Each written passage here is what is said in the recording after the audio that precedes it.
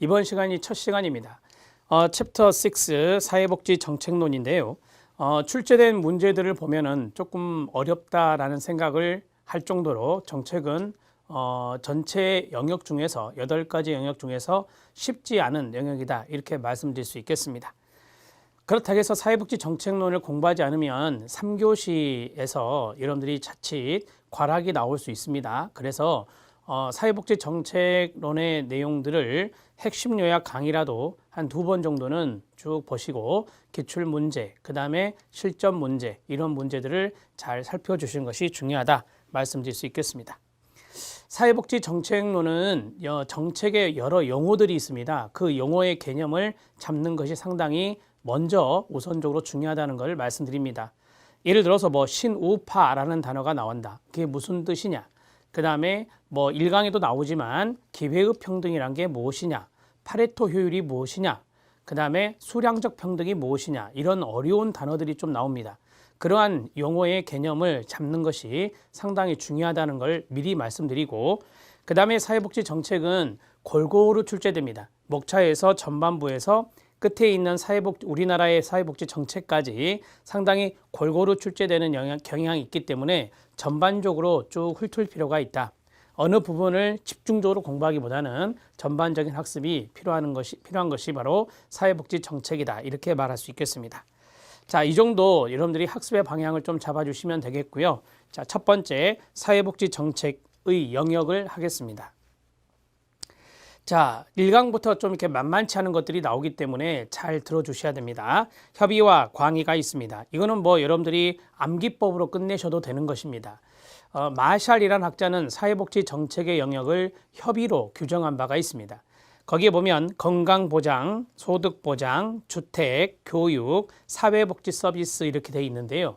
이 5가지의 암기법은 건소주 교사입니다. 그래서 오른쪽에 건소주 교사, 건강, 소득, 주택, 교육, 사회복지 이렇게 정리하면 되겠고, 그 다음에 이제 광의가 있습니다. 광의는 이제 협의를 아우르면서 별도의 영역이 따로 있는 거죠. 그게 바로 2가지인데 노조광으로 외우시면 됩니다. 노동과 조세 또는 고용과 조세 이 2가지가 바로 광의 영역에 포함된다라고 보시면 됩니다. 즉 광의 영역은 협의의 영역 플러스 노동 또는 고용 정책과 조세 정책에 들어간다. 그래서 노조광 이렇게 외우시면 되겠죠. 건소주 교사가 협의고 그 다음에 노조광은 노동과 조세가 광에 포함된다. 이렇게 정리를 하시면 되겠습니다.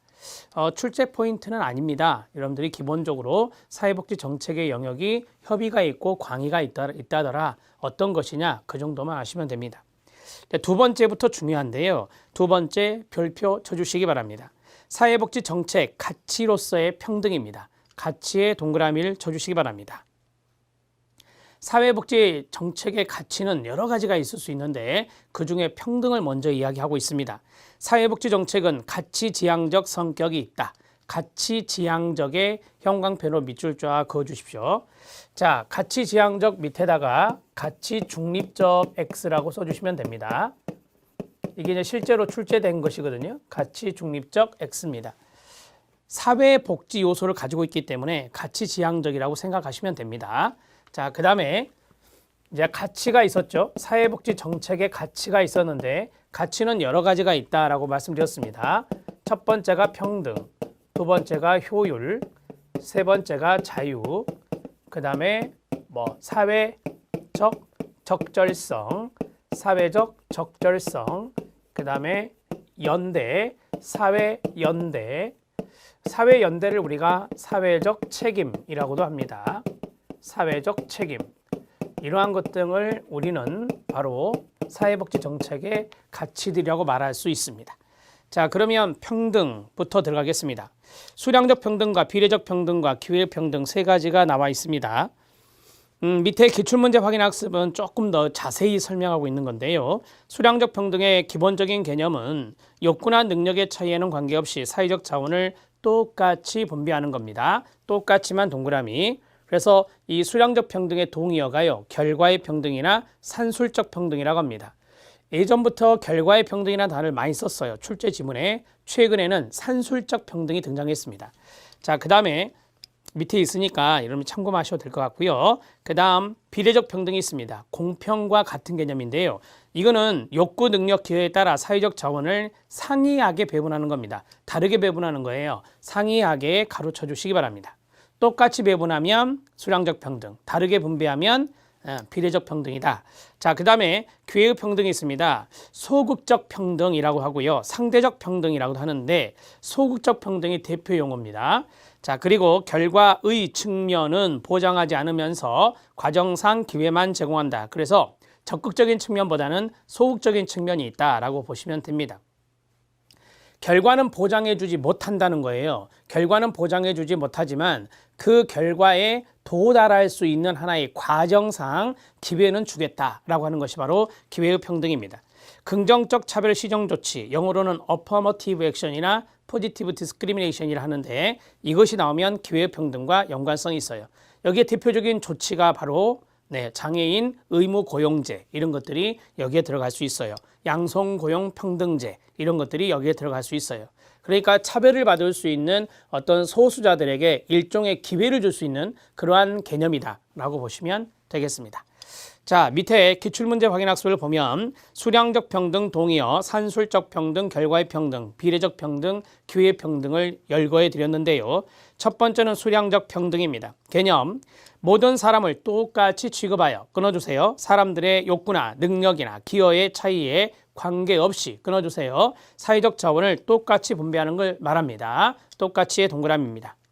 자, 2번 사회복지 정책적인 의미, 거기에 별표 쳐주시기 바랍니다.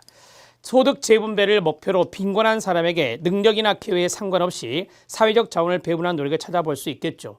자, 기여하지 않고 받는 게 뭐죠? 기여하지 않고 받는 거. 빈민한 사람에게 드리는 거. 그게 바로 뭐죠?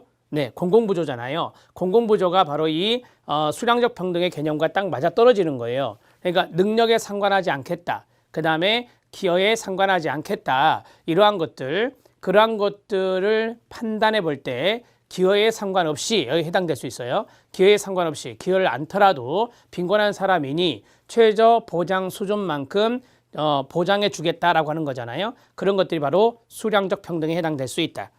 국민기초생활보장법에 의한 공공부조급여가 사회복지 정책적 의미에서 수량적 평등과 연관성이 있다라고 말할 수 있겠습니다.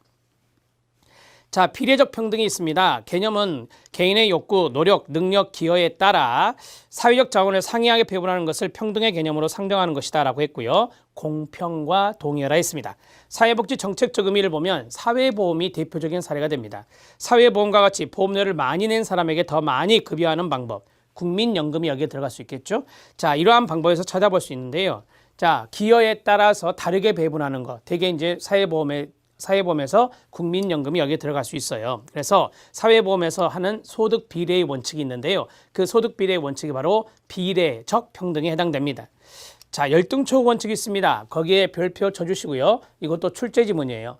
열등초우 원칙이 무엇인지 아시죠? 나중에 이제 신구빈법, 개정구빈법에서 배우시게 되는데 복지급여를 받는 사람들이 있다.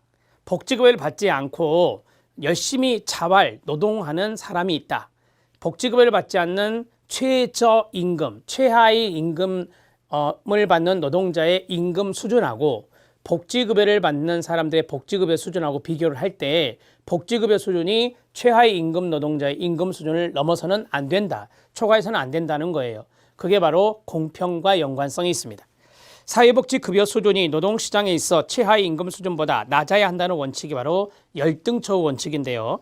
국가의 보조를 받는 빈민의 상태는 전체적으로 최저계급의 독립노동자의 상태에 비해서 실질적으로 또는 외견상으로 열등해야 된다는 것이 바로 열등초우 원칙입니다.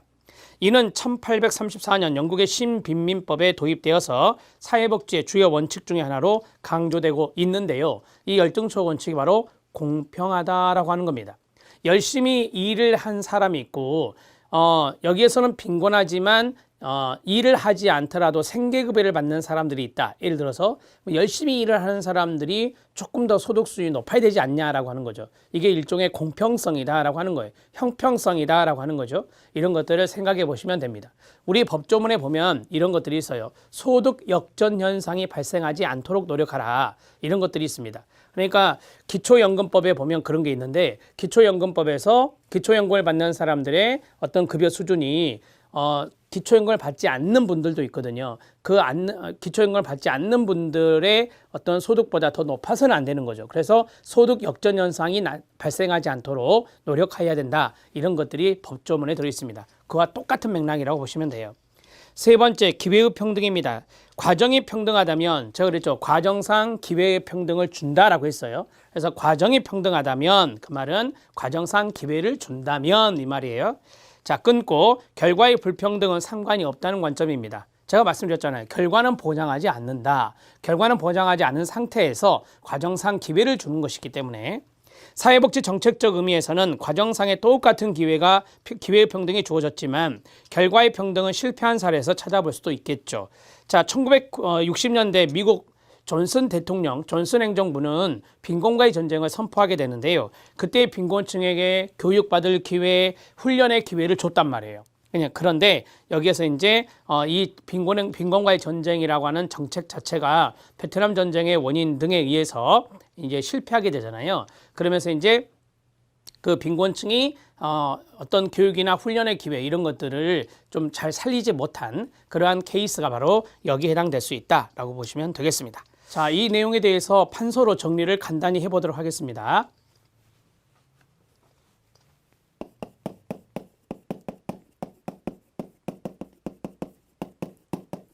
자, 수량적 평등이 있고 그 다음에 비례적 평등이 있고 기회 평등이 있다. 자, 수량적 평등의 동의어를 말씀드렸죠. 수량적 평등의 동의어는 결과의 평등, 그 다음에 산술적 평등, 결과 산술이 동의어가 되고, 자, 비례적 평등의 동의어는 공평이다 라고 말씀드렸습니다. 그 다음에 기회 평등은 소극적 평등이다. 이렇게 정리해 드렸죠. 자, 먼저 사례부터 말씀을 드리면 수량적 평등의 대표적인 사례가 바로 공공부조가 여기에 해당될 수 있다. 자, 그 다음에 비례적 평등의 사례는 사회보험이 여기에 들어갈 수 있다. 그 다음에 기회의 평등의 사례는 장애인 의무 고용제, 이런 것들이 사례가 될 수 있다. 이렇게 말씀을 드렸죠. 하나씩 말씀드렸습니다. 자, 이제 개념을 보면 이것은 똑같이 분배하는 겁니다. 기여, 능력, 욕구 등에 상관없이 똑같이 분배하는 것을 수량적 평등이다. 이렇게 말하고 여기는 욕구에 따라, 능력에 따라, 기여에 따라 상이하게 분배하는 것을 말합니다. 자, 기회의 평등은 결과는 보장하지 않습니다. 결과는 보장하지 않은 채 과정상 기회를 제공하는 겁니다. 과정상 기회를 제공하는 것을 말 그대로 기회의 평등이다. 이렇게 정리가 가능하죠. 자, 우리가 이제 수량적 평등의 개념과 그 다음에 비례적 평등의 개념과 기회평등의 개념을 보았습니다. 자, 이 세 가지 중에서 만약에 어퍼머티브 액션이라든지 또는 포지티브 디스크리미네이션 이렇게 주어진다면 우리가 이것을 이제 긍정적 조치 또는 적극적 차별이라는데 출제 지문에서 영어를 반드시 넣어주거든요. 그러면은 그 영어가 나왔을 때는 바로 기회평등에 해당된다는 것을 정리하셔야 돼요. 여러분 교재에도 어퍼머티브 액션이 들어있죠. 자, 써드리면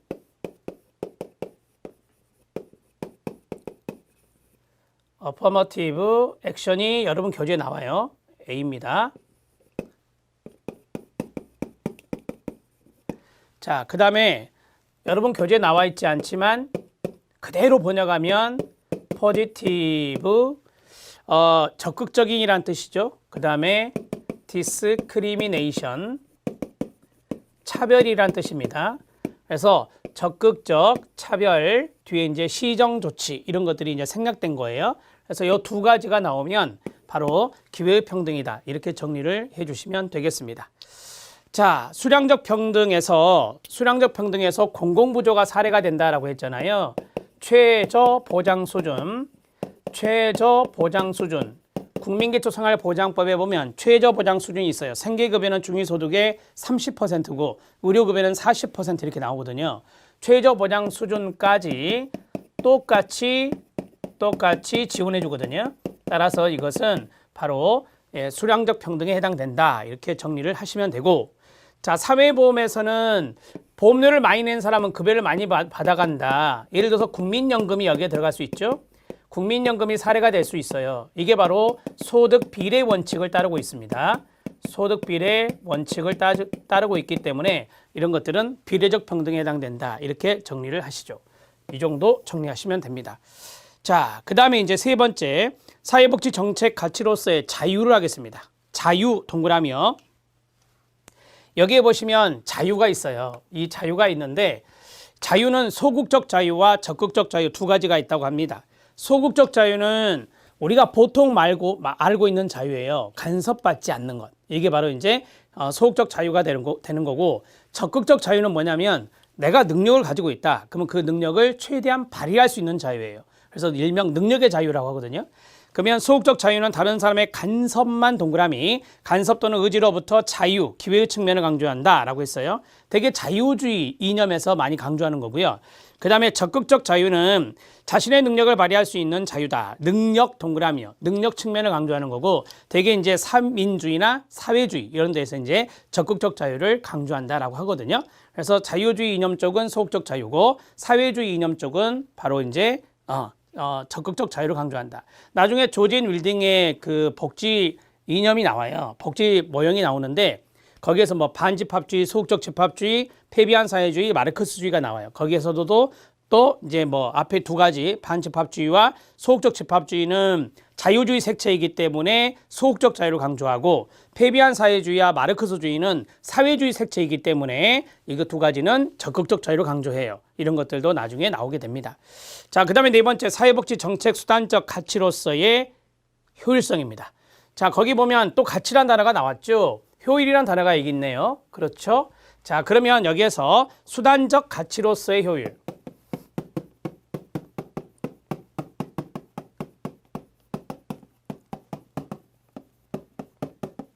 자, 수단적 가치로서의 효율은 두 가지가 있거든요. 두 가지가 바로 목표 효율성과 운영 효율성이다. 목표 효율성과 운영 효율성이다. 이렇게 정리할 수 있어요. 자, 이 목표 효율성은 대상 효율성이라고 합니다. 대상 효율성이라고 한다. 이렇게 정리하시고요. 이거를 좀 이제 개념을 설명하고 제가 공공부조에 대해서 설명을 좀 해드릴 건데, 자, 목표 대상에게 이렇게 정리하면 돼요. 목표 대상에게 어떤 목표 대상을 선별을 해요. 선별을 해서 제한된 어떤 재원들이 있을 거 아니에요. 제한된 재원들을 집중적으로 할당해 주는 거예요. 그게 바로 이제 목표율성이다. 이렇게 잡으시면 돼요. 자, 목표율성은 대상을 선별하여 자원을 집중 할당하는 거다. 자원을 집중 할당하는 것을 우리가 목표율성, 대상율성이라 한다. 자, 여기는 뭘까요? 운영이 중요한 거잖아요. 그렇죠. 운영입니다. 자, 운영 절차가 단순하면 좋겠죠. 운영 절차가 단순하면 이게 이제 효율적이다라고 하는 거예요. 그래서 운영 절차가 복잡하면 복잡할수록 비효율적이 되는 거고, 운영 비용이 많이 든다. 그러면 이제 비효율적이 된다라고 말할 수 있잖아요. 그런데 운영 비용이 적게 든다. 왜? 운영 절차가 단순해서 그럼 운영 효율성이 높다. 이렇게 말할 수 있겠죠. 자, 두 가지의 개념을 잡아드렸거든요. 이 두 가지 개념을 가지고 우리가 이제 공공부조를 생각해야 돼요. 공공부조를 생각해 보면 공공부조는 목표율성이 어떻고 운영효율성이 어떠냐, 이런 것들을 좀 생각해 봅시다. 공공부조는 아시죠? 저소득층에 있는 많은 분들을 선별합니다. 자산조사를 해서 선별을 해요. 그래서 공공부조 재원을 그분들에게 드리잖아요. 따라서 그 자체로 목표율성이 높은 거예요. 그런데 공공부조를 할 때 운영상 필수적으로 해야 되는 게 뭐냐면 자산조사예요. 그분과 배우자의 소득, 자산 이런 거 다 보고 또 부양의무자 능력의 부양의무자 뭐 소득, 재산 능력 다 보는 거잖아요. 이 자체가 상당히 복잡한 절차를 거치게 되는데 그러한 운영 절차가 단순하지 않고 복잡한 것이 바로 자산조사예요. 그래서 이것은 운영열성이 낮다라고 말할 수 있는 거죠. 이렇게 정리를 하시면 됩니다. 자, 이렇게 정리하고 이제 교재 볼게요. 자, 대상 효율성과 같은 것이다. 정책 표적의 효율성과 같은 것이다. 목표를 우리가 타겟이라고 하거든요. 그래서 표적이라는 단어를 쓰는 거예요. 정책 표적의 효율성과 유사 개념으로 정책의 목표 대상들에게 끊어요. 그 정책에 사용되는 자원의 집중적인 할당 정도를 말한다. 운영 효율성은 정책을 운영할 때 얼마나 적은 비용을 활용하느냐. 적은 비용을 활용하려면 운영 절차가 단순화되죠. 복잡하지 않아야 된다는 거예요. 그게 바로 운영 효율성의 개념이다라고 하는 겁니다. 이해되셨죠? 자, 그 다음에 기출문제 확인 학습을 하겠습니다. 배분적 효율이 나옵니다. 배분적 효율을 우리가 파레토 효율이라고 하는데 대개 이제 배분적 효율이라는 단어보다는 파레토 효율로 많이 나옵니다.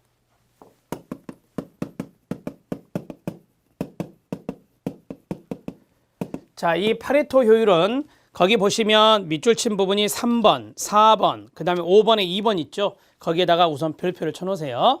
자, 완전 경쟁 시장에서 개인의 효용을 극대화하려는 이기적인 사람들이 합리적, 자발적 선택에 의한 교환이 이루어질 때 파레토 효율적인 사회적 자원 배분이 이루어진다라고 했어요. 여러분들이 알다시피 우리 지금 자본주의는 완전 경쟁 시장이 아니에요. 불완전 경쟁 시장이거든요.